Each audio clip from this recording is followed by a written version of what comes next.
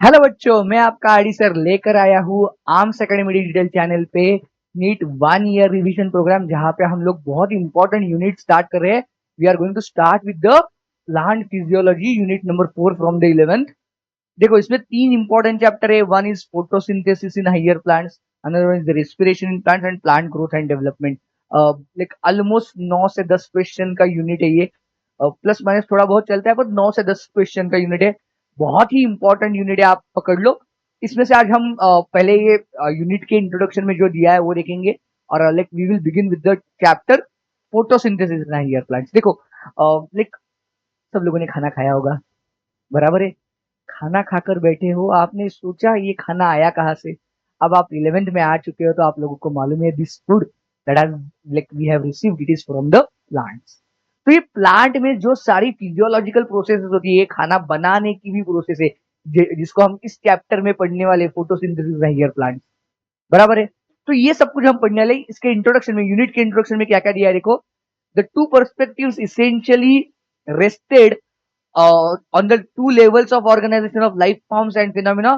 One described at the organismic level and above level of organization, while the second describes the cellular and molecular level. तो दो चीजें, एक as a plant as an complete organism हम consider करेंगे, एक living entity consider करेंगे, तो उसमें ये प्रोसेसेस कैसे होती है, प्लांट फिजियोलॉजिकल प्रोसेसेस, और उसके सेल्यूलर लेवल पर कैसे होती है, ये दोनों चीजें देखेंगे।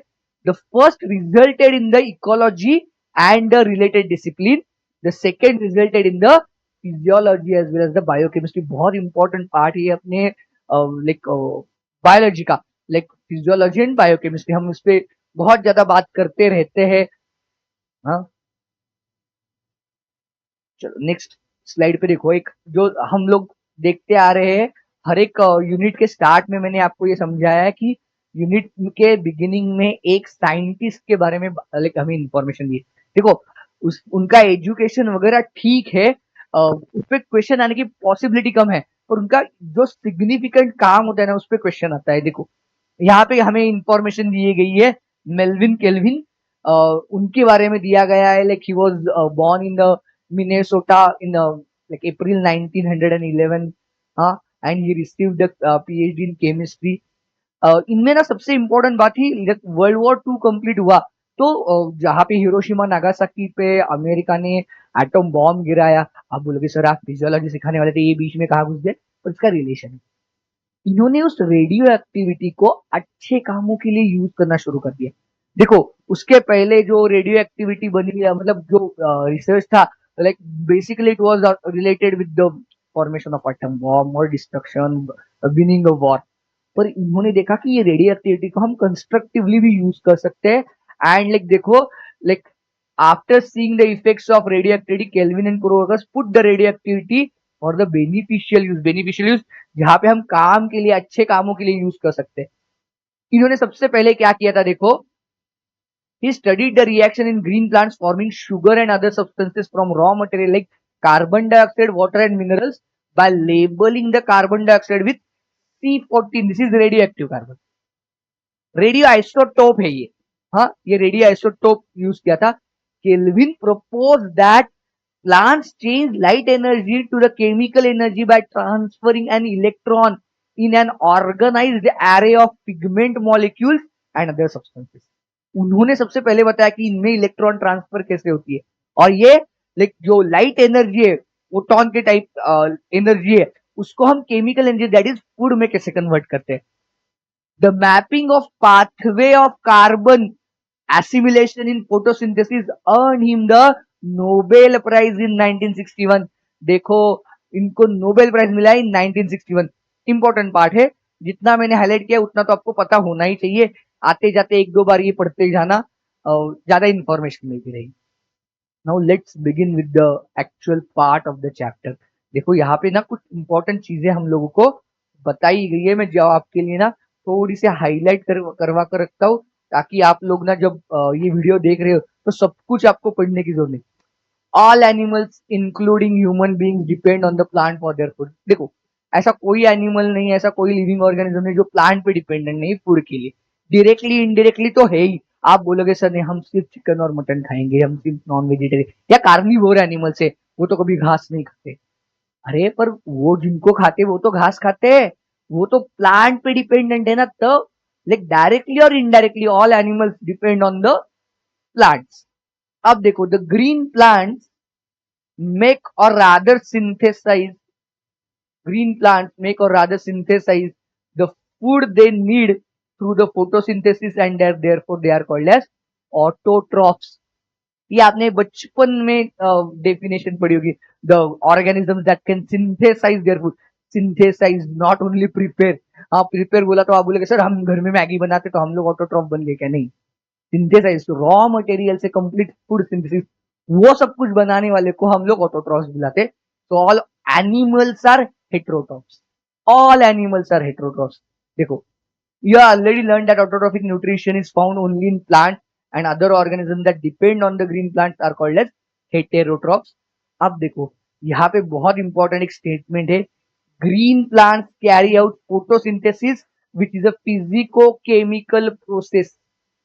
देखो इसको क्या बुलाते हैं हम? फिजिको केमिकल प्रोसेस बुलाते हैं इसको। हाँ, by which they use the light energy to drive the synthesis of organic compounds। So what is the ultimate product? थोड़ा बहुत मालूम है हम लोगों को, ग्लूकोज आता है, तो ग्लूकोज इज अल्टीमेट प्रोडक्ट है।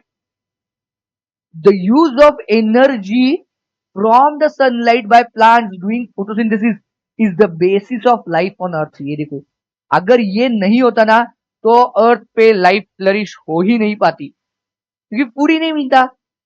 बायोडाइवर्सिटी कैसे आती? एनिमल्स नहीं बनते, कुछ नहीं बनता। तो ये बेसिस ऑफ लाइफ है, ये बहुत बार इस पे क्वेश्चन आता है। हाँ, तो थोड़ा सा इस पे ध्यान रखना आप लोग। आप देखते हो, और दो इंपॉर्टेंट फैक्ट्स है जिनको हमें हाईलाइट करना बहुत जरूरी है। Photosynthesis is important due to two reason.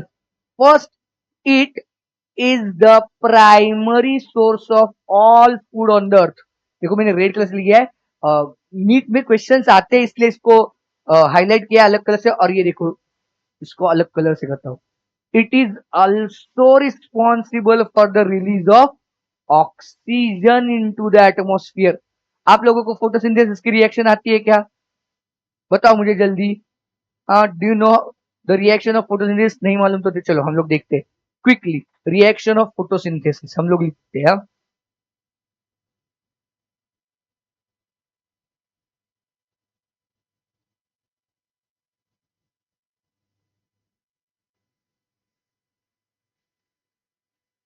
ये रिएक्शन ऑफ फोटोसिंथेसिस है। मैं इसमें ना बहुत इंपॉर्टेंट चीज बताने वाला हूँ। मैं बैलेंस रिएक्शन लिख लेता हूँ ताकि आप लोगों को कोई दिक्कत ना हो। 6CO2 plus 12H2O in presence of sunlight and in presence of chlorophyll। ये आप इन सबका इंपॉर्टेंस आपको मैं थोड़ी थोड़ी एक लेक्चर में समझाने वाला हूँ। सनलाइट का क्या है, क्लोरोफिल का क्या है, ये सब कुछ हम देखने वाले। That gives us C6H12O6 plus 6O2, ये लिबरेट होते हैं या बाहर आ जाते हैं, and 6H2O। This is the balance reaction of photosynthesis. अब इसमें आप लोग देखो एक बहुत ही इंपॉर्टेंट चीज, या इसमें ना बहुत ही एक फैसिनेटिंग प्रोसेस होती है। ये देखो ये जो 6CO2 they turn into the, ये ग्लूकोज है जिसको हम लाइक जेनेरिकली कार्बोहाइड्रेट या ग्लूकोज बुलाते हैं। Now this is nothing but 6 carbon dioxide का लाइक ग्लूकोज में कन्वर्जन होना, this is nothing but the reduction reaction. ये रिडक्शन रिएक्शन है। और एट द सेम टाइम ये जो 12H2O है उनसे ऑक्सीजन बनना, that is nothing but the oxidation reaction. ये ऑक्सीडेशन है। सो photosynthesis is togetherly redox reaction है। फोटोसिंथेसिस लाइक जेनेरिकली हम लोग देखेंगे तो इट इज रेडॉक्स रिएक्शन होती है। हाँ, चाहे तो ये देख लो क्यों रेडॉक्स रिएक्शन है। यहाँ पे कार्बन डाइऑक्साइड का रिडक्शन हुआ और वाटर का ऑक्सीडेशन हुआ, इसलिए this is the very good redox reaction आप लोगों ने ऑलरेडी पढ़ा हुआ है. What do you mean by the redox reaction? आगे देखते हैं हमें एनसीईआरटी ने और क्या क्या दिया है. Let us try to find out what we already know about the photosynthesis. Some simple experiment. तो इसके पीछे बहुत स्टोरी है, इसके पीछे बहुत इंटरेस्टिंग कहानी है कि इसके कैसे लोगों ने आइडेंटिफाई किया कि प्लांट्स ही फोटोसिंथेसिस करते, प्लांट्स ही ऑक्सीजन रिलीज करते. देखो ना, अगर दुनिया भर का ऑक्सीजन खत्म हो जाए या ऑक्सीजन ही खत्म हो गया तो बहुत बड़ी दिक्कत आ सकती है. हाँ, तो ये ना हो, ये नहीं होना चाहिए. इसीलिए हम लोगों को फोटोसिंथेसिस कैसे होता है ये समझना बहुत जरूरी होता है. अब इसमें ना बहुत इंपॉर्टेंट चीज है जो आप लोगों को समझनी है. ये प्रोसेस हम लोगों को धीरे धीरे, एक ही दिन में सब कुछ समझ में नहीं आया. तो बहुत सारे साइंटिस्ट ने, बहुत सारी लाइक लोगों ने इस पे बहुत कंट्रीब्यूट किया टू आइडेंटिफाई ऑक्सीजन कैसे आया, टू आइडेंटिफाई ग्लूकोज कैसे बना, ये प्रोसेस किस में होती है, कहाँ होती है, कौन से ऑर्गेनेल इंपॉर्टेंट है. आज मैं पूछूं तो आप लोग मुझे इमीडिएटली बताओगे हाँ photosynthesis occurs in the chlorophyll. बराबर है, क्लोरोप्लास्ट होता है, अपने हमने लोगों ने पढ़ा है ऑलरेडी. सेल में एक ऑर्गेनेल है प्लांट सेल में, उसमें होता है. पर उसमें भी कहाँ पे होती है, कौन सी प्रोसेस होती है, कैसे होती है, ये सब कुछ बहुत सारे साइंटिस्ट ने आइडेंटिफाई कर लिया है. तो इसके बारे में हम लोग थोड़ा थोड़ा करके देखते चलो. Like there are many experiments those were carried out. चलो एक एक एक्सपेरिमेंट हम जान लेते हैं. हाँ, तो हर एक एक्सपेरिमेंट में क्या क्या किया गया था ये जानना जरूरी है. तो इसमें ना एक इम्पोर्टेंट प्रोसेस आती है जो हम आगे जाकर एक्सपेरिमेंट देखने वाले ना, उसके बेसिस के लिए जरूरी है. इसलिए मैं पहले ही बता देता हूँ कि एक डिस्टार्चिंग ऑफ प्लांट्स, ये बहुत बार हम लोग बोलेंगे कि डिस्टार्चिंग ऑफ प्लांट्स किया गया, डिस्टार्चिंग ऑफ प्लांट्स किया गया. तो what do we mean by the destarching, ये करते कैसे देखो. पहले कीप द प्लांट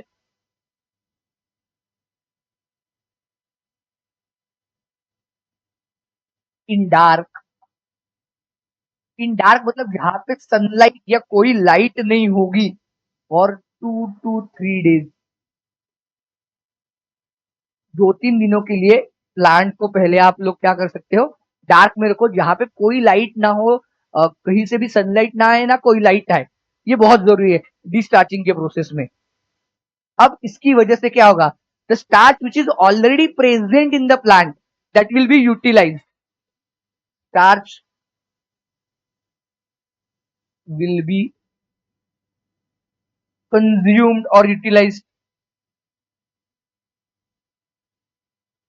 ये प्लांट क्या करेगा, लाइक वॉट एवर द, क्योंकि देखो ना सनलाइट में नहीं है. आज आप लोगों को मालूम है sunlight is essential for the photosynthesis. आगे जाकर हम देखने वाले हैं ये कैसे प्रूव हुआ. हाँ, उसके लिए प्रूव करने के लिए बहुत इंपॉर्टेंट है, हमें डिस्चार्ज प्लांट की जरूरत होती है. तो डिस्चार्ज का मतलब क्या है मैं बता रहा हूं. तो प्लांट को डार्क में रखो, तो जितना कुछ 2-3 दिनों के लिए रखा तो नया फोटोसिंथेसिस नहीं होगा, नया फूड प्रिपेयर नहीं होगा. तो प्लांट में जितना starch already present that will be consumed by the plant itself, and thus the leaves of this plant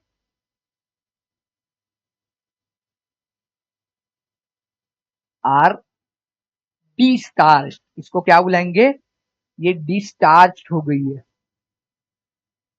डिस्टार्च that is there is no starch.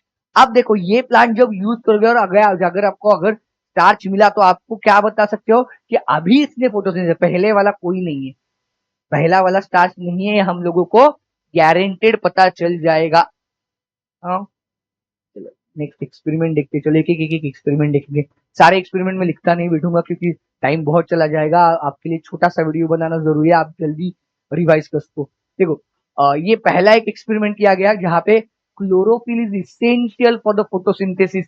ये साइंटिस्ट को प्रूव करना था कि लाइक हम लोगों को जो क्लोरोफिल है जो प्लांट में दैट इज इसेंशियल, उसके बिना फोटोसिंथेसिस नहीं हो सकता. तो उन्होंने क्या किया, देखो they took the plant with variegated leaves. Variegated leaves का मतलब मालूम है आप लोगों को, आंसर करके बताओ मुझे वेरीगेटेड लीव्स मतलब क्या होता है. ये भी आएगा बहुत जगह पे, मैं ही बता देता हूँ. जिसमें ना लाइक आप लोगों को अलग अलग रीजन दिखाई देते हैं प्लांट लीफ में. कहीं पे प्लांट में व्हाइट कलर के स्पॉट्स होंगे, कहीं पे ग्रीन होगा, उसको वेरीगेटेड लीव्स बुलाते हैं. Then destarch the plant. अब आप लोगों को मालूम है प्लांट को डिस्टार्च कैसे करना है. तो पहले वेरीगेटेड लीफ वाला प्लांट ले लो, लीव्स वाला, उसके बाद उसको डिस्चार्ज कर दो। Place the plant in a sunlight for the next 4 to 5 hours. अब क्या किया, डिस्चार्ज था तो उसमें स्टार्च नहीं था, अब उसको हम लोगों ने सनलाइट में रखा अगले 4 से 5 घंटे के लिए। अगर 4 से 5 घंटे के लिए रखा है तो फोटोसिंथेसिस हो जाएगा, सनलाइट मिल गया है।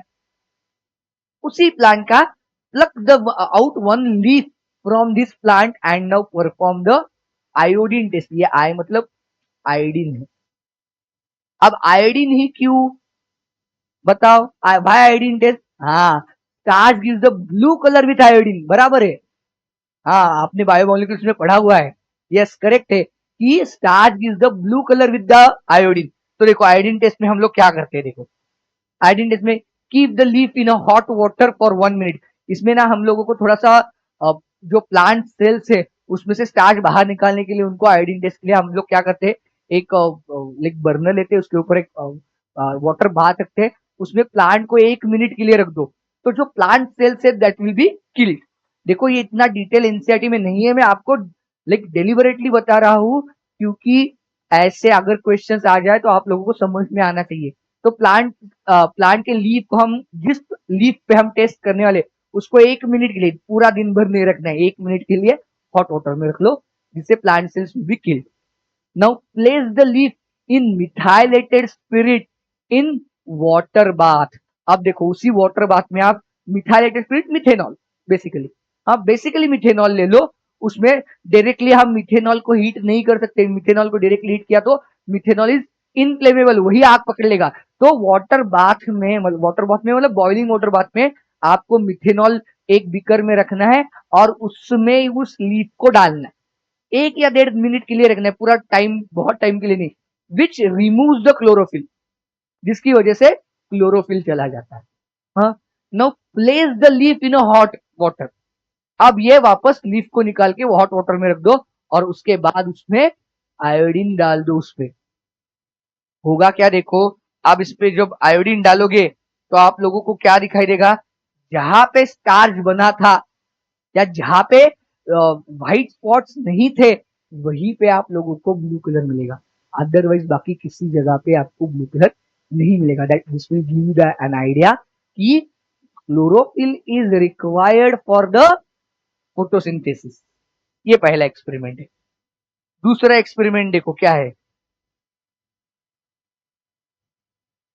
देखो sunlight is essential for photosynthesis. देखो मैंने एक सेटअप दिया है, डिस्चार्ज प्लांट लेना, मैंने इसीलिए पहले आपको डिस्चार्ज की प्रोसेस बता दी। हाँ, cover some part of one leaf of a plant with a black paper, देखो ऐसे उसके ऊपर ब्लैक पेपर लगा कर रख दिया है and place the plant in sunlight for the few hours, एक 4-5 घंटे के लिए रख दो। Now perform the iodine test. देखो हमने डिस्चार्ज प्लांट लिया था तो उसके इस लीफ में तो स्टार्च है नहीं पहले से, बराबर है। अब आपने उसको फोटोसिंथेसिस में रखा, फोटोसिंथेसिस सनलाइट में रखा, सॉरी सनलाइट में रखा। सनलाइट में रखने की वजह से क्या हुआ, उसने फोटोसिंथेसिस करना शुरू किया, पर the part of a leaf which is covered by the black pepper, उस रीजन को तो सनलाइट नहीं मिला।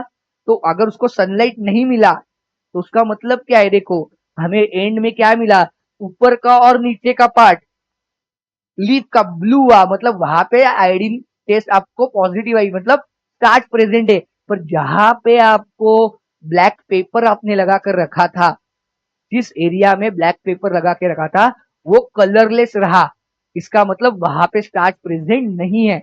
अगर वहां पे स्टार्च नहीं है तो इसका मतलब आप इससे क्या इंफरेंस निकाल सकते हो, what kind of inference you can draw from this, that plant requires sunlight for the photosynthesis. Plant को सनलाइट की जरूरत है फोटोसिंथेसिस। नेक्स्ट एक्सपेरिमेंट है CO2 is essential for photosynthesis. देखो take the two similar plant and discharge them, पहले discharge कर लो, दो सिमिलर प्लांट ले लो। हाँ, take KOH in small dish and put it in near the one plant only. देखो मैं इसका स्टेटअप दिखाता हूँ, पहले हम लोग क्या क्या किया दिखाते क्या, पहले ये देखो क्या करना है। ऐसे दो सेम प्लांट लिए, दो एक प्लांट के पॉट के बाजू में मैंने एक डिश में KOH रखा, दोनों के ऊपर मैंने बेल जार रखा है, ट्रांसपेरेंट बेल जार है, ग्लास का बना हुआ। हाँ, दोनों है। अब ये KOH क्या करता है, देखो इट एब्सॉर्ब्स द CO2, ये CO2 को एब्सॉर्ब करके लेगा।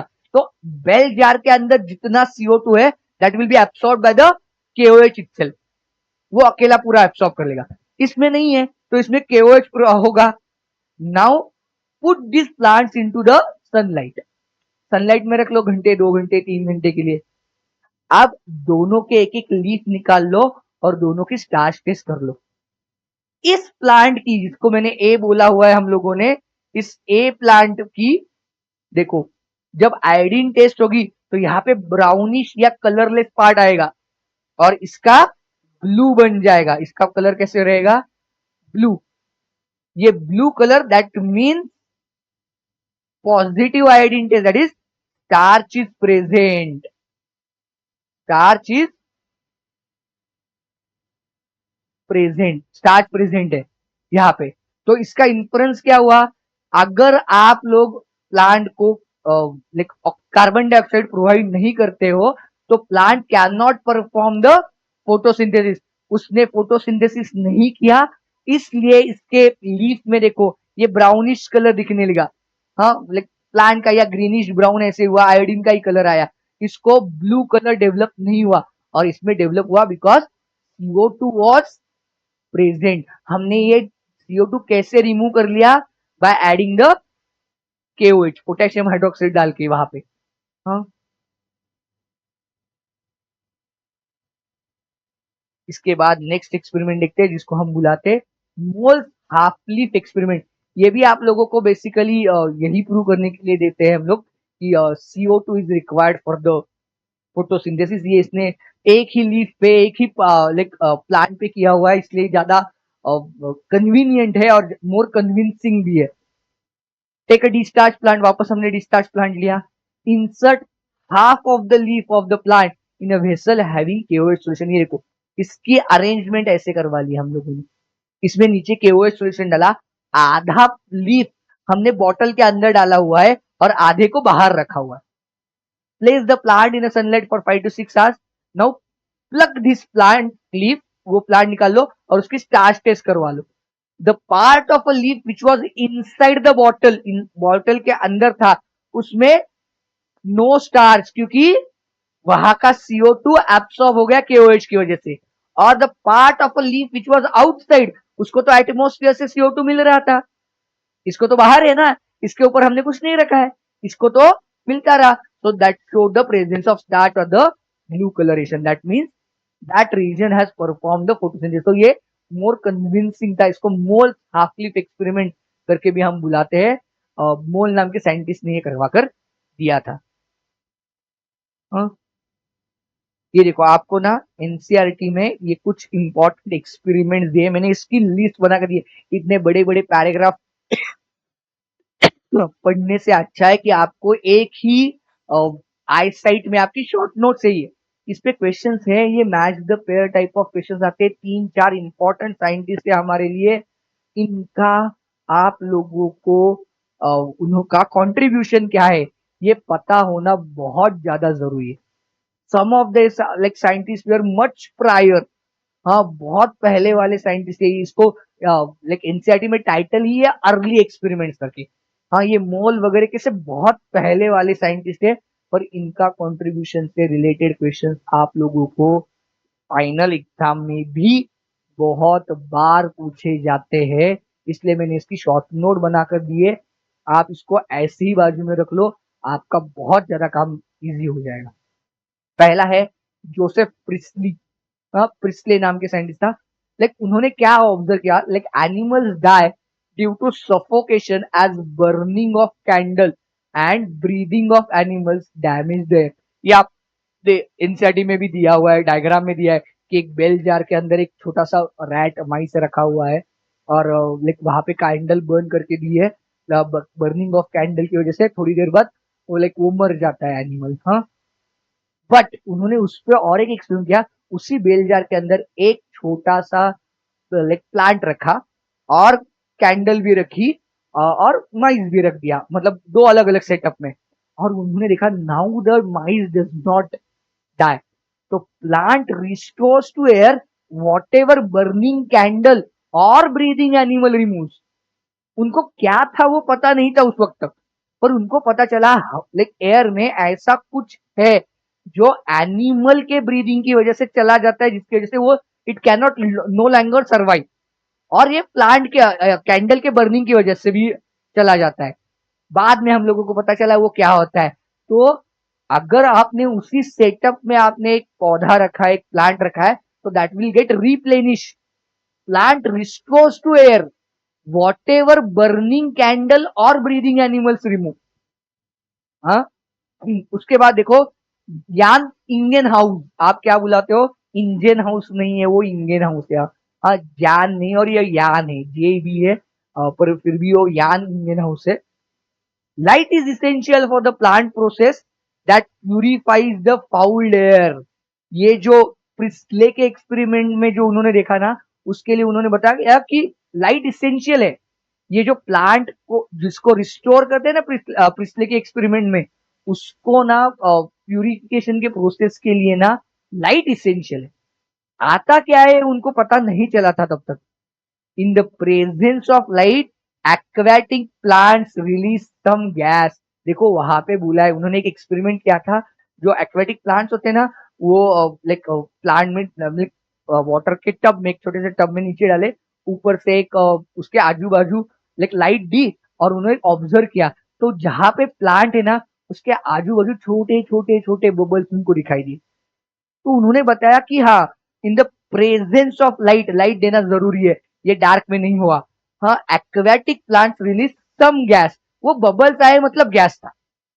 बबल्स आए इसका मतलब क्या था? वहां पे गैसेस थे। कौन से थे अभी उनको पता नहीं था, पर ये दो इंपॉर्टेंट चीजें उन्होंने बताई थी। Only green parts of the plant release the oxygen. ये बाद में लाइक इंडियन हाउस को भी पता चला कि only green part of the plant release the oxygen. उसके बाद आए थे कॉर्नेलियस वैन नील, और द कॉर्नेलियस वैन नील, ये एक बहुत इंपॉर्टेंट साइंटिस्ट थे। He studied the photosynthesis in green and purple sulphur bacteria. देखो, प्लांट में तो सब लोग कर रहे थे, पर कॉर्नेलियस वैन वैन नील ने क्या किया? Green and purple sulphur bacteria लिए। ये कीमोसिंथेटिक है ना, अब हम लोगों को मालूम है। हाँ, hydrogen from suitable oxidizable compound reduces O2।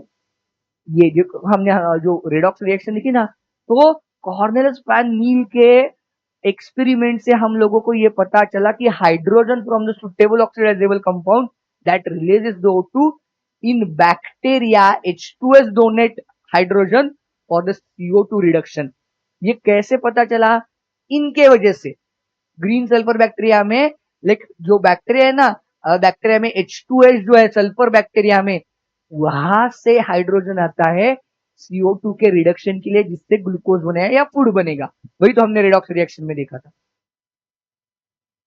Oxidation product is sulphur and not O2 in case of sulphur bacteria. In green plant water donates hydrogen for CO2 reduction. देखो, ग्रीन सल्फर बैक्टीरिया के case में या purple sulphur bacteria के case में H2S है, पर plants के case में वाटर है, that gives like that is responsible for the reduction of CO2 and O2 evolve by the plant come from the water. जो प्लांट्स हम लोगों को गैसेस में जो ऑक्सीजन देती है, वो वाटर से आता है, क्योंकि CO2 भी लगता है ना, तो ऑक्सीजन CO2 में भी अवेलेबल है। तो CO2 से नहीं, ये वाटर से आता है। आगे जाके इसका रेडियो आइसोटोपिक वाला एक्सपेरिमेंट भी किया गया, जहां पे हमने O18 आइसोटोप ऑफ ऑक्सीजन हम लोगों ने यूज किया, जहां पे हम लोगों ने ये देखा कि लाइक वाटर में हमने एक्चुअली यूज किया था O18 H2O18 heavy water experiment बुलाते हैं हम उसको, वो किया। और तब जाकर हमें पता चला कि जो ऑक्सीजन रिलीज हो रहा है उसमें लाइक आइसोटोप ऑफ ऑक्सीजन है, कार्बन डाइऑक्साइड वाले इसमें नहीं आता। एंड लास्ट वाले साइंटिस्ट थे T.W. इंगेलमन। उन्होंने like he did the experiment with the green अलगा, क्लैडोफोरा नाम के अलगी के साथ उन्होंने एक्सपेरिमेंट किया। Growth of aerobic bacteria was high in the blue and red region. उन्होंने क्या किया, ऐसे लाइक जो क्लैडोफोरा लिया था, उसके साथ ना उन्होंने अलग अलग वेवलेंथ की लाइट उस पर बम्बार्ड की। हाँ, और उसके साथ ना एरोबिक बैक्टीरिया भी रखे, एरोबिक बैक्टीरिया जिनको ऑक्सीजन की जरूरत है। और जब ब्लू एंड रेड रीजन आया, like blue and red light उन्होंने एक्सपोज की, तो ये एरोबिक बैक्टीरिया की ग्रोथ बहुत ज्यादा हुई। तो उनसे क्या हम लोगों ने इन्फ्रेंस किया कि ब्लू एंड रेड लाइट जब प्लांट पे फॉल करेगी तभी जाके ऑक्सीजन ज्यादा रिलीज होगा, और जितना ज्यादा ऑक्सीजन रिलीज होगा उतने ज्यादा एरोबिक बैक्टीरिया भी ग्रो करेंगे, and the rate of photosynthesis was high and the blue or red light was supplied to the plant। ये हम लोगों को उनके एक्सपेरिमेंट की वजह से पता चल गया। लाइक तो आज भी हम लोग बोलते हैं कि इसी एक्सपेरिमेंट को हम लोगों ने कैरी किया है कि rate of photosynthesis is higher in a blue और red light rather than the yellow or green। Okay, this was all about the early experiment. Quickly इनको देख लो, छोटा सा वीडियो मैंने जानबूझ के बनाया है, ये इंट्रोडक्टरी है। आगे जाकर बड़ी बड़ी कंसेप्ट एक ही वीडियो में आएगी, तो आपके लिए छोटा सा वीडियो मैंने इसलिए ही पर्पजफुली बनाया। तो stay tune, stay connected. Next lecture में इसकी इंपॉर्टेंट प्रोसेसेस लेकर आ रहा हूँ, इंपॉर्टेंट कंसेप्ट लेकर आ रहा हूँ। बने रहना। Thank you very much.